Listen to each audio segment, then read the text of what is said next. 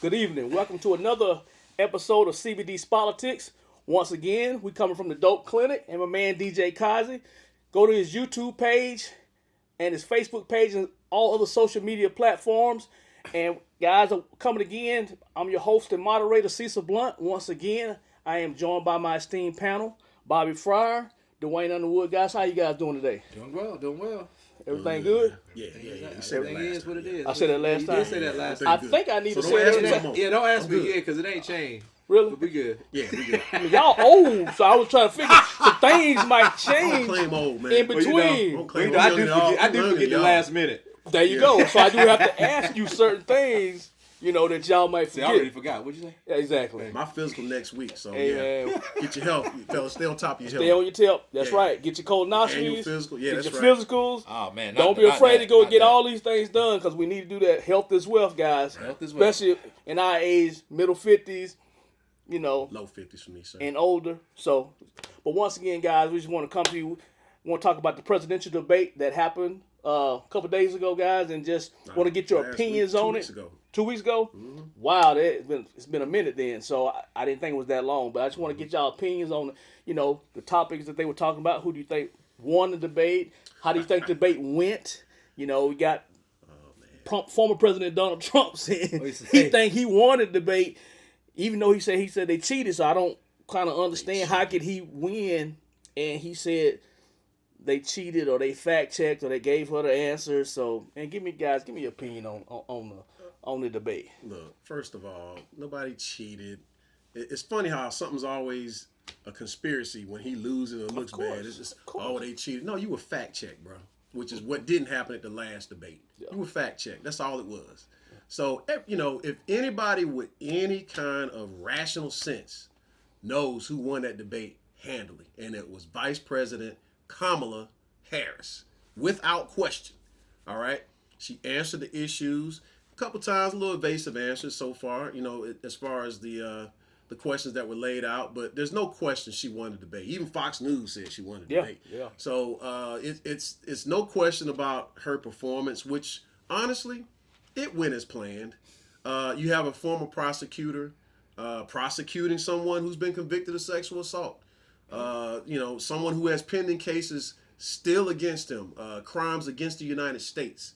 So it went as scripted, if you ask me. It went as it was supposed to go. He got skewered. He got his ass towed up. Yes, I said ass. He got his ass towed up. Out the frame. At the debate, okay? Yeah. So we dealing with facts. We're not dealing with what you think about this and just giving evasive answers. One thing we'll talk about later on a different segment, the whole thing about the cats and the dogs. It's funny because I'd already heard the story debunked before the debate, not just the same day, before the debate. Oh, okay. The story was already debunked. Okay. So when it came out his mouth, I'm sitting there like, I can't believe he gonna repeat this stuff. And that's they why done you saw triple down on it then. Yeah, double, triple down on it. And again, we'll talk about that later. But you saw her reaction like come on, this is. But the one thing that bothers me, and I'm gonna ask you guys, throw this back to you.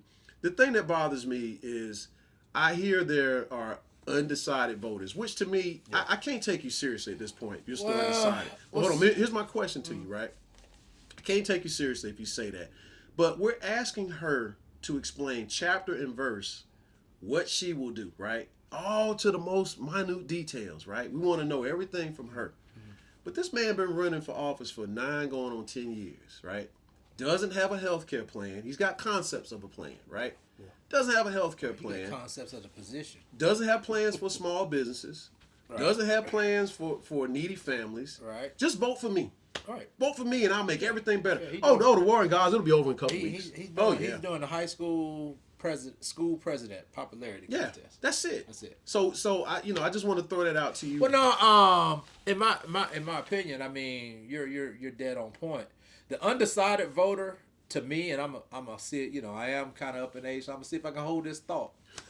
But the undecided voter to me is like you saying you're gonna vote for her because you're black.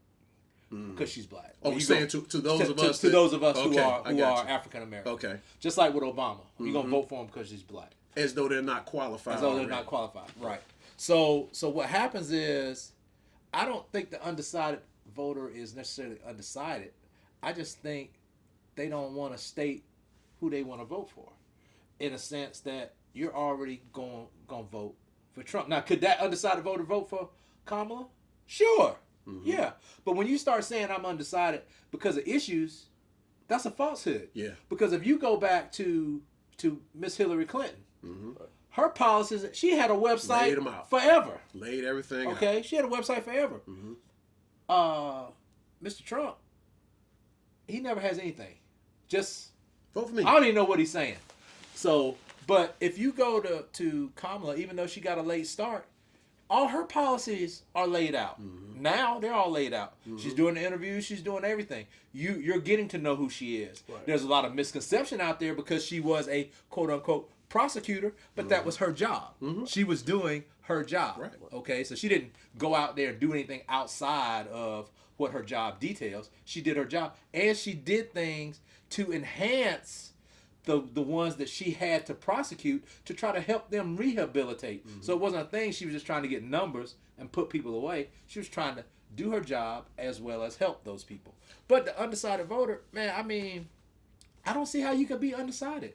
Because it's night and day. And this ain't like high level education night and day. Right. This is like my granddaughter. She's 6 years old. We go to school. I drop her off at school.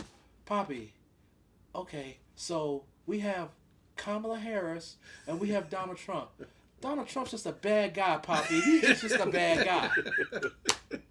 So, I mean, if you got a first grader, right, make it, and trust me, one thing I think we need to have a disclaimer on our show is we're not here trying to persuade anyone how to vote.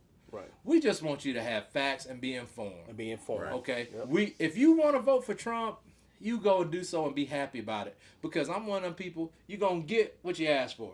Okay. So if that's what you ask for, that's what you're gonna get. But for a first grader to be able to surmise what's going on out here on that level. An undecided voter that's educated have lived life experiences to whatever their age is, and say you're undecided with this election. Right. And you know one important thing you've missed as far as the assessment, as far as why people may not want to say it right now. She's a woman. It's a lot of sexism. You know about that. You being sexist. Yeah. Oh, and then one more thing. The thing I was saying, where as us being Afro Americans. If they say, well, you're only voting for her because she's black, well then let's throw that shoe on the other foot. You're only voting for Trump because he's white, because you can't give me anything that he stands for that you're gonna vote for. And you know where I get insulted with that is, you know how many years my choices with two white men. Hey, you didn't ask me. You didn't care about it. You care about it then, yeah. So why you care about it now? Well, if that was my only decision, my only decision, why you care about it now? Yeah, you devalue our decision making. But by the way, the two people that have run for office that are African American, Barack Obama, I'd vote for Barack Obama a third time. Well, they're overly qualified. There's no question. It's like, so I want to hear that. Exactly. And now I'm sitting here looking at Vice President Kamala Harris, a black woman, and I'm saying, don't tell me it's just because she's black. I'm watching someone that has shown the leadership qualities and skills that we need in leadership. Right. And has laid out a bunch of policies. Don't question my vote because I'm just doing it because they're black. No. Well, we've had black people run before that I didn't vote for that didn't win. But you look at our panel. Look at our panel. Yeah. We all when she was thrust into the spotlight, we all weren't to the same degree to say she's gonna be able to do this, or we're behind her 100%. We had to. That's what I'm saying. To the degree we weren't all the same. Right. So it took fact finding, information gathering for everybody to come and say, "Hey, this is why we support, or this is why we don't support." But it was a thing of, "Hey, you got to do your homework." Right. Well, you got to do your homework. The thing that pisses me off the most, guys, is just when you see so much stuff out there talking about she's a DEI hire or she's not qualified, and just like you said, piggyback what you said, Bob, the fact that this lady was a state senator, she was attorney general, she was a district attorney, and she's been the vice president of the United States for the last 3.5 years. Overly qualified. And so then you got these people that are just when you see things out there so vile towards her about how she supposedly got to the top, or she's had to sleep with this person and sleep with that person, or she's not smart. when I looked at that debate last Tuesday night and saw that lady stand there and saw that man over there look like a child she was chastising, let me know, because they was talking about, we don't think Well, she looked that like she felt sorry smart. for her. She was smart enough. She made that man look like a child, and she showed what an intelligent black lady can do. And just like Dwayne said, if you want to vote for her and talk about us because people that want to vote her just because she's black, then there's a problem, because there are a lot of people just vote for this man just because he's white and don't want to see a black lady. And we got to get a lot of black men, as Bobby said, call a spade a spade. Get these black men, man, to quit saying she got to prove or she's got to show up. This is a black woman that is highly qualified, highly able, highly presidential to do the job, to do it for this country. And you got so many people talking about what she got to show and prove them, when in fact this man ain't proved us a darn thing. I mean, he's a failed businessman. Yep. Exactly. 6 bankruptcies. He's basically failed in his presidency. But you tell me he did all this. So good. And he was the greatest thing since sliced bread. I mean, I just don't see what Trump is at. To piggyback on that, and a felon and a sexist. Let's piggyback on that for a second. Let's be real. I won't let people get away with this, right? Please understand something. This country was on its financial knees in 2008 when President Barack Obama became president. He put this country back on its feet, saving the automobile industry, financially, the banking industries. The housing market was a mess, okay? Yeah. Oh, gosh. And if you look at unemployment, it spiked in 2009, 1 year into his presidency, right? It got up to 10%. It's gone down ever since, after his first term, about midway through his first term, and always through his second term, right? Unemployment for the country was going down. Black unemployment in the country was going down. The stock market nearly tripled from his time in office, right?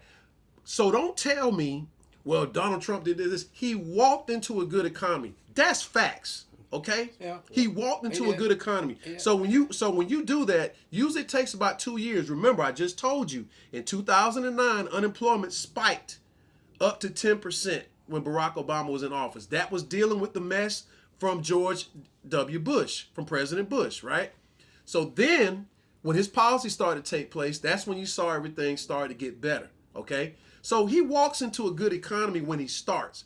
The last two, because remember, they passed that tax bill, right? They rechanged the tax code Right. for billionaires, right? And you start seeing the deficit go up. It went down under President Obama. The deficit went up. He put $7 trillion. $7 trillion on the debt. Yep. You know, and so all these people that are talking about how good it was, when you know what, you're giving credit. I give you an easy example for those of you who follow sports. That's like giving George Seifert credit for the 49ers. Let's ignore Bill Walsh, right? What he built, right? Man, George Seifert built the 49ers, and talk about, Bill Walsh as though he was or John Gruden with Tampa Bay. Yeah, that argument has been made too about what Tony Dungy put in place. Right. So yeah, it's like that, and the sexism and all this stuff gets in the way of people just saying, look, man, what? Look at your choices and listen to what she's actually saying. One of the things she said at debate that I said is not getting enough attention, and you're starting to hear a little more about it this week. Maybe we'll talk about it in the next segment. Is that when she said, I'm a gun owner. Oh yeah, she's gun owner. She said, I'm not taking nobody's guns away. Right. Isn't that what they say every year? Yeah. When they talk about Second Amendment rights from the Republican side? Yeah. Oh, they're going to take away your guns. She literally said she's not going to take away your guns and she's a gun owner.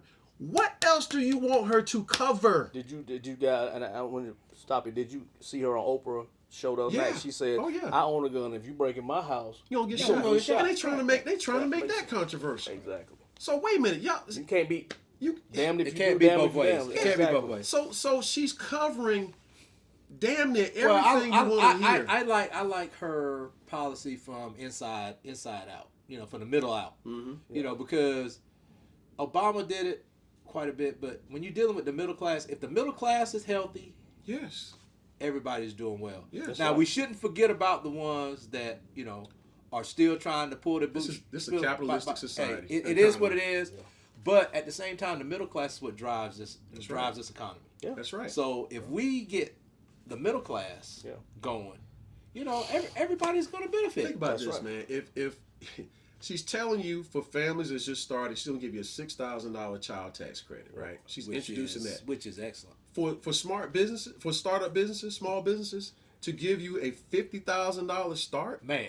for a business. Is that not a jump? Hold on, Oh, $25,000 for your first time homeowner. Yes. Yeah.